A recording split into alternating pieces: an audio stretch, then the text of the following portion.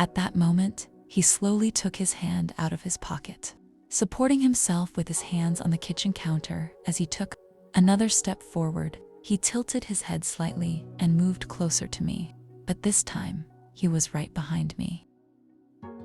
Chapter 1. The Woman in the Red Dress. My name is Vivienne. I'm 66 years old. But when I look in the mirror, the age I feel isn't the same. Time has been kind to me, or maybe I've just been good at challenging it. With my long legs, still-toned body, and smooth skin, my age is only revealed by my birth date. I've always stood out, but even now, at my age, I continue to draw the eyes of everyone in the room. My daughter Elaine is 30, beautiful and smart. A few years ago, when she married Grant, I questioned if he was the right choice for her. Grant, 33, is tall, muscular, and charismatic. He's a successful lawyer with a strong character. I believed he loved my daughter, but from the moment I first met him, the way he looked at me was all too familiar. Women don't forget those looks, especially women like me who know the meaning behind every glance.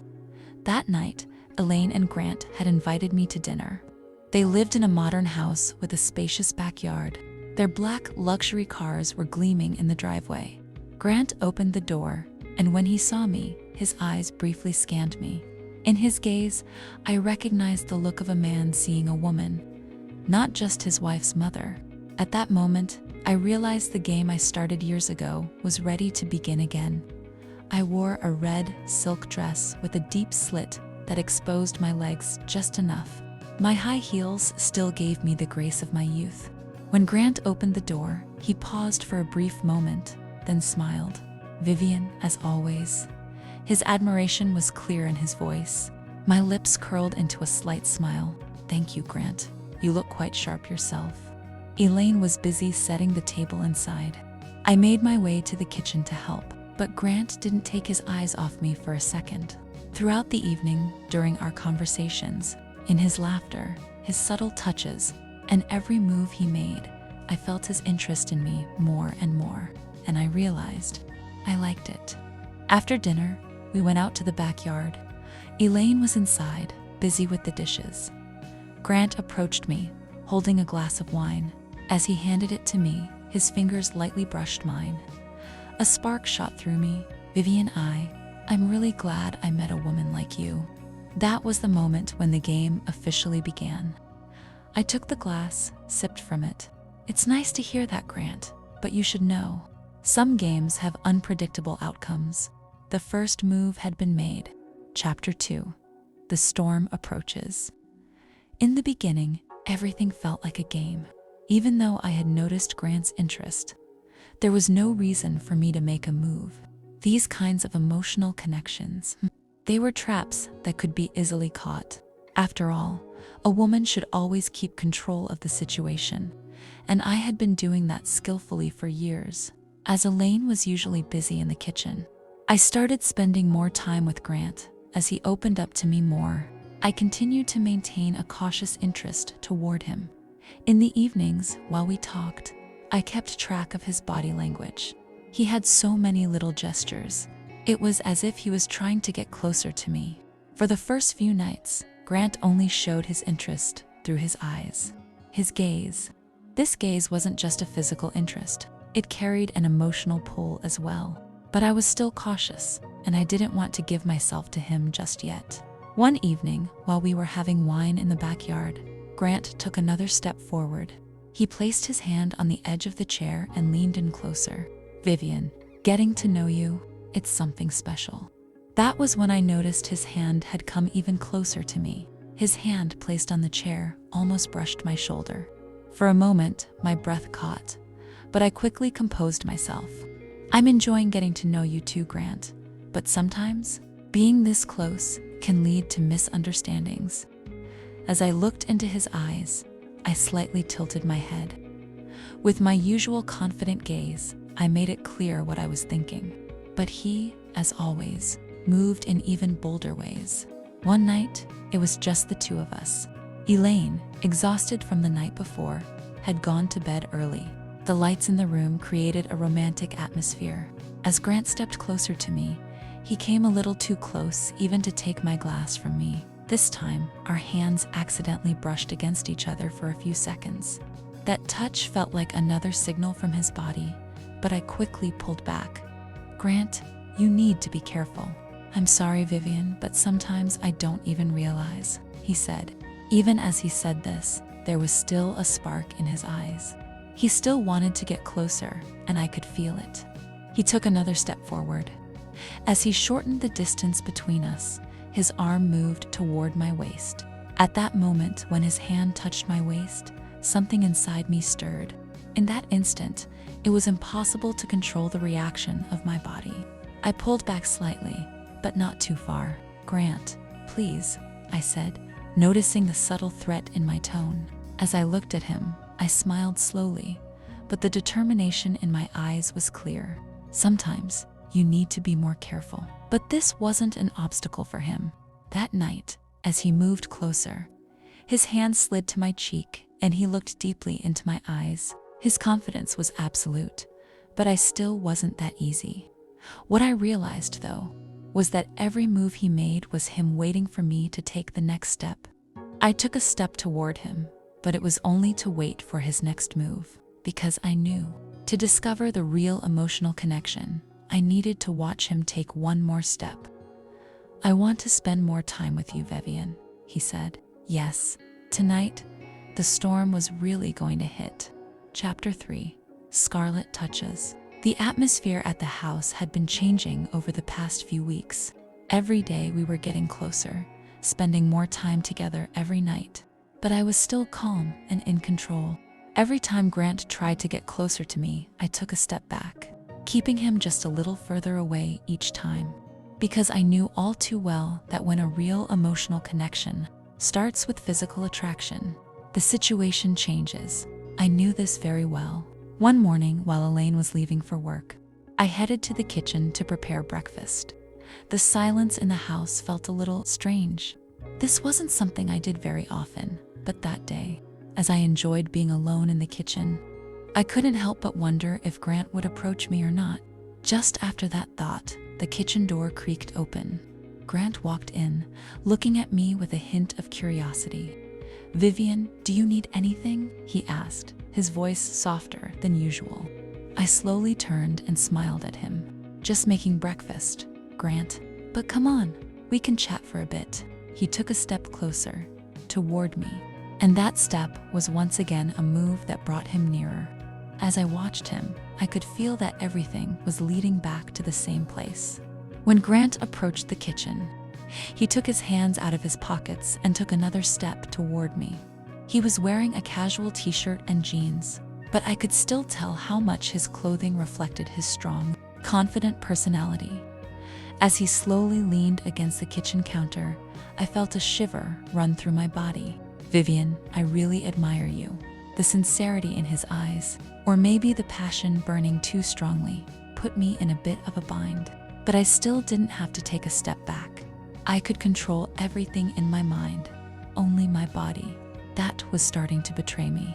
"Thank you, Grant," I said, with a calm and slightly teasing smile. "But you should know that we always need to keep our distance. These kinds of relationships can get complicated." In that moment, he slowly took his hand out of his pocket, supporting himself on the counter with his hands, and took another step toward me then. He tilted his head slightly and moved closer, but this time, he was almost right behind me. I could feel his breath on my shoulder. For a brief moment, that old nervousness in my body and heart stirred again, but it wasn't strong enough to stop me. And then, his fingers unintentionally brushed my waist. Slowly, I felt a light touch on the side of my stomach. Grant had placed his hands so gently, but that touch reminded me that we were getting far too close to what shouldn't happen. "Grant," I whispered, my voice a little more shaky than usual. Being this close, it was so physical, it was becoming harder to resist. But he chuckled softly and said, "I just really want to get to know you, Vivienne. I want to understand what's behind such a beautiful woman." In that moment, his hands leaned in a bit more toward my waist. I could now feel the curve of my body against his arms, For a few seconds, I didn't know what to do. I didn't deserve this. But his body heat, the closeness of his arms, everything pushed me a step closer. For a moment, I decided to take a step forward. But at the same time, I was questioning how far I really wanted to go. I didn't want to admit it. I quickly pulled away and leaned my shoulders back slightly. "Grant, please," I began, but this time, the firmness in my voice was more evident. I gave him one last look. There was a hint of a threat in my eyes. "You should stop this before it's too late, or things could spiral out of control." Grant paused for a few seconds, uncertainty clearly in his eyes. Then, he took a deep breath and slowly pulled his hands away from my waist. "I'm sorry, Vivienne. Sometimes I lose myself." But I knew he wouldn't lose himself. On the contrary, it would only deepen. Chapter 4: The Midnight Attraction. I prefer the night. The darkness of the night was the perfect cover to hide secret desires. The lights in the house were off, and the only remaining illumination came from the moonlight outside. My daughter wasn't home. She had gone on a week-long business trip. Tonight was a night when everything felt freer, when I could be bolder. In the kitchen, I was drinking wine alone, visualizing everything I had been thinking in my mind. Grant had been getting closer to me over the past few days. Tonight, I wanted to see just how far he would go in his attempts to approach me. I took off my shirt and slipped into a black satin dress that clung perfectly to my body. The dress fit me like a glove, and as I opened the deep slit, the velvet shimmer in my eyes grew even more apparent. The sound of my heels echoed down the hall, and I wasn't the only one who would hear it. I was sure Grant would, too. After taking a few sips of wine, the stillness of the house was only interrupted by the sound of my steps. No matter what happened tonight, I wanted to give him a chance. And just a moment later, I heard the slow footsteps coming from my ears. Grant was heading to the kitchen for a drink of water. Wearing just boxers and with his hair a little messy, he was wandering around the house, relaxing for the night. I glanced at him, but my eyes were entirely focused on him. I usually didn't see a man so relaxed and self-assured, but his body, his every move, tonight was different. We were so close that the distance between us almost disappeared. As Grant opened the cupboard to get water, he turned slightly toward me. My gaze seemed to pull him in. "Grant," I said, my voice lower, but quite clear. He slowly turned around, and the expression in his eyes changed instantly. He had noticed the tone in my voice. Sensing the moment, he took a few more steps toward me. "Vivienne, do you want to spend the night alone?" he asked. But this was just the beginning, because when he noticed the tension in the muscles of his body and the stretch in his shoulders, I took another step forward, moving closer to him. As my eyes skimmed his body, I tilted my head slightly, deepening the moment's tension. At that instant, I boldly placed myself next to him. Slowly but carefully, I touched his shoulders and whispered, "Spending the night alone." Grant's breath quickened.